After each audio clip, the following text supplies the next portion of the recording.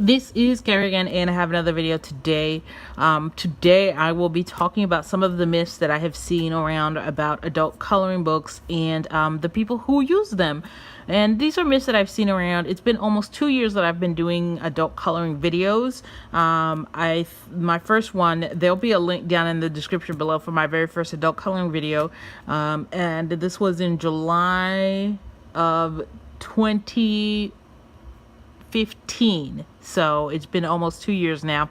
Anyway, so I've seen a lot of myths repeated and told to people over and over again about adult coloring, and so I wanted to go through these one by one. There are a few others, but I think some of the other ones are much bigger and will probably require their own video, but these are just some of the ones that I thought would be interesting to put into this video. So anyway, so let's get started. The number one myth that I've seen, and I saw this a more like a bigger YouTuber talking about this, and I've seen a lot of people sort of get told this, and this is far less common, I would say, in the last year than it was the first year that I was doing adult coloring. The first year that I was doing adult coloring, it was definitely something that a lot of people got told, and that's that you can't use water media in adult coloring books. And this, of course, as you know, if you know my channel, you know that that's absolutely not true, and that I am a big fan of all kinds of water media, and I use them in my coloring books all the time. This is something that I did over a year ago, I believe, and this is a rockhopper penguin, and this is from the book Birds by Georgie Woodridge, which I did review, and there'll be a link up there to that review. But as you can see, this was done with the Albrechter watercolor pencils and some Polychromos, and I think the bottom here is a little bit of watercolor paint, but for the most part this is Polychromos and Albrechter watercolor pencil, and you can see the water media towards the bottom here that I used. And this book was not intended to be used with watercolor, but it did take it fairly well, and there's only a little bit of bleeding here with the heaviest applications towards the bottom when I did a lot of layers of watercolor towards the bottom here. And that's the only way where you really see the bleeding. So anyway, so I did a really long tutorial, was probably one of my first videos, and one of probably my biggest videos was on how to use watercolor pencils in adult coloring books. And this was a very early video, because when I started, it was basically everyone was being told you cannot use water media in adult coloring books. As you guys just saw, that's not true. And so my video was probably the first video on using watercolor in adult coloring books, and since then it's sort of become much more acceptable, much more common for people to see. But that was a myth that I saw early on, and so I wanted to talk about that. So that's myth number one. That one was pretty easy. The next one is a little bit harder. This one is, adult coloring is for people too lazy or stupid to learn real art. And I did see a very popular video talk about this in this way, and it was sort of surprising to me, because to me it's always been very clear that, first of all, whether or not you like adult coloring books has nothing to do with your intelligence or anything of the sort. It's a hobby like any other hobby, and there's all sorts of hobbies that people are into, and it's just another hobby. And part of it might have been, the media sort of talking about it when it first came out. They were talking a lot about people wanting to feel like children again.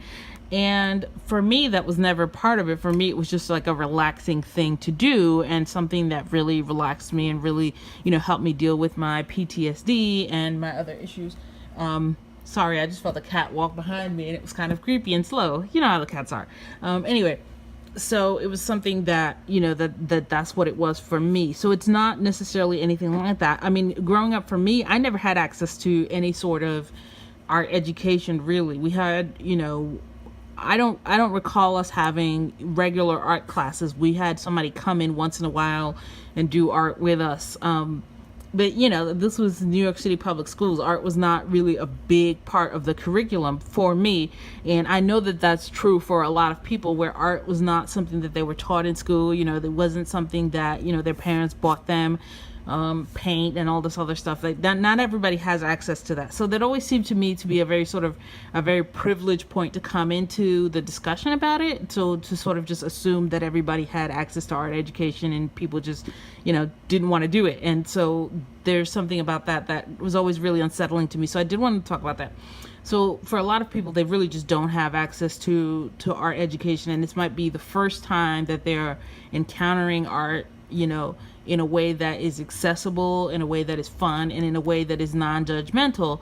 Might be, as an adult through these adult coloring books, and it doesn't mean that that's necessarily, the final place that they go. I mean, for me, I definitely got into watercolor and all those other mediums, and it sort of led me into creating my own sort of sketches and drawings and things like that. But that's not necessarily required. I mean, it is a lot of work to do pages, and some people produce phenomenal pages. I don't have anything near as amazing as the stuff that I've seen online, but I wanted to show you this. This is a work in progress that I'm doing for an upcoming review, and it's not done. I just did the middle.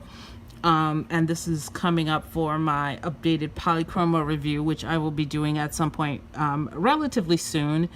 But anyway, but this is something that, it's not anywhere near as impressive as the stuff that, you guys have seen online from some people who are just really, really, truly phenomenal.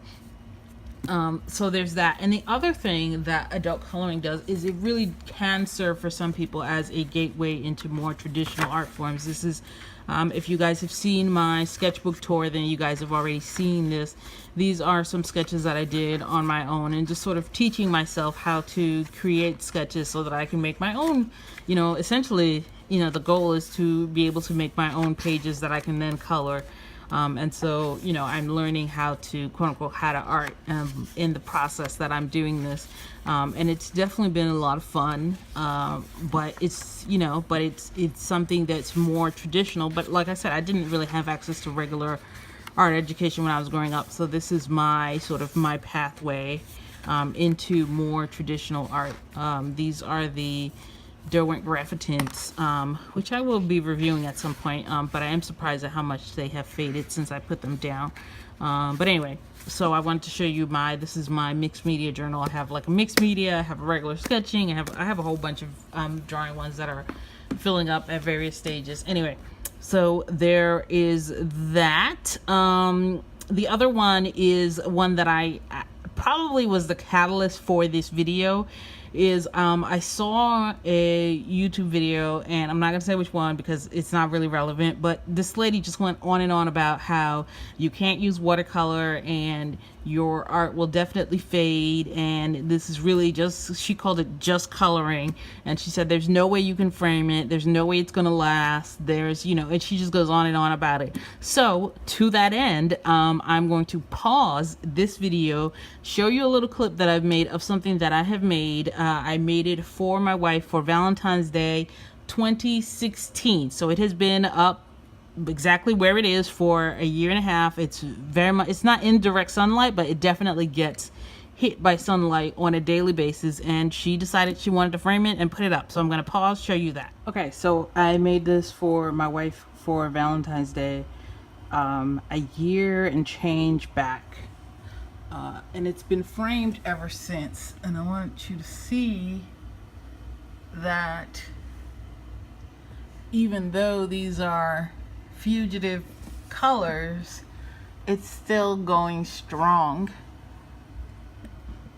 So reds tend to be a little bit less light fast, but this is not like museum glass or anything. This is just regular glass, and I guess we'll see just how faded it is when we finally get a frame size that fits. But she wanted to put it in this, and it was a gift for her, so I let her decide what to do with it. But I did want to show you this. It's been hanging up here, and it's actually hanging, out for display, and it's been displaying for a year and change, because I made this for her for Valentine's Day 2016, so it's been on display for a fair bit. All right, so you guys have seen the frame that I had up, and the work that was done with that was done with, I don't think in the video I mentioned what it was done with. It was done with Polychromos, Albrecht watercolor pencils, and M-Gram watercolor paints. So that's what I used. Whether or not what you frame will fade really depends on the materials that you've used. I've always just sort of been gravitated more towards artists, towards more sort of art materials that are targeted towards, I'm gonna say in air quotes, real artists, which is kind of silly a term, and you know, I'm not even gonna get into that, but more marketed towards, you know, artists. So so a lot of these tend to be light fast and they won't necessarily fade. So it really depends on what you use. If you use something like Crayola colored pencils, which will fade relatively quickly, but you know, that's not necessarily an issue either, because there's a lot of art forms that are not really. So part of what I found to be problematic about her going on and on about how much it'll fade and therefore it has no merit is that there are a lot of art forms that are not necessarily intended to last for millennia. The first thing I thought about as soon as she said that, I was like, has this woman never seen anybody do ice sculpting? If you guys have ever seen anybody do ice sculpting, it's absolutely phenomenal. There was a time when the Bronx Zoo would do like a late night thing where it would be open late at night and you would see like all sorts of lights, and they would have somebody come in and do ice sculpting of various animals that they had at the zoo, and it was absolutely phenomenal. You can go online, you can look up pictures of ice sculptures, and these people put a lot of work and time into it, and yes, it melts, and that's okay. That's part of the process, that's part of the appeal, that's part of the art itself. So the fact that it will fade doesn't necessarily negate its merits.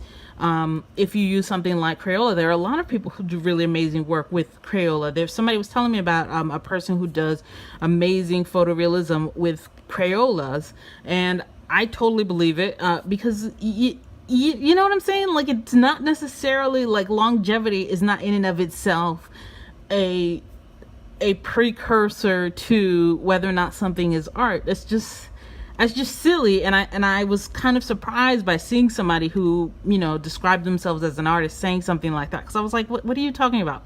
So anyway, so that's neither here nor there.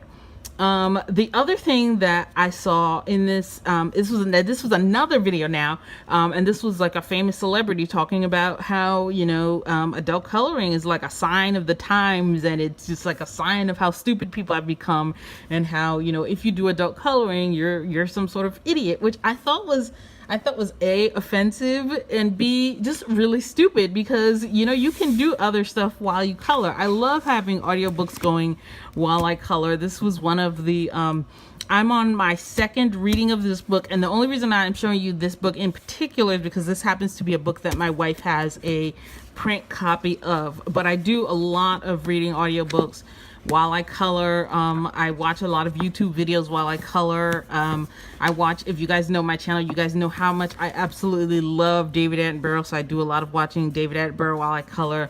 But I do a fair amount of reading while I color and throughout the day, and while I'm doing, you know, all these other things. So it seems kind of, you know, kind of silly to really say that, because you don't know other people's lives, you don't know what they're into. Like, it's just weird. So to me, that was something that I thought was really bizarre. So there is that, and I think that's the last one. Yes. Oh, and the other thing that I wanted to talk about, this people saying that it's stupidity and it's a sign of the times.